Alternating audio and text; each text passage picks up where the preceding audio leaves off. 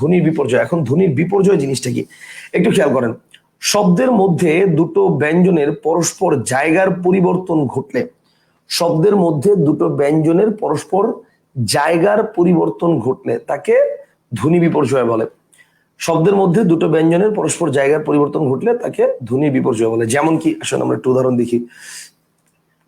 যেমন আমি যদি বলি রিক্সা থেকে রিস্কা, রিস্কা থেকে মানে বাক্স থেকে বাস্ক, লাফ থেকে ফাল, পিচাস থেকে পিশাচ, ডেস্ক থেকে ডেস্ক, মানে মোট কথা হচ্ছে মনে রাখবেন ধ্বনি বিপর্যয় মানে হচ্ছে এই যে এইটা জায়গা পরিবর্তন। জায়গা পরিবর্তন মানে যা ছিল তাই থাকবে, নতুন করে কিছু আসবেও না, কিছু যাবেও না, যা ছিল তাই থাকবে, জাস্ট জায়গাটা চেঞ্জ হবে, দ্যাটস ইট। এটা নামে ধ্বনির বিপর্যয়। কনসেপ্টটা কি ক্লিয়ার?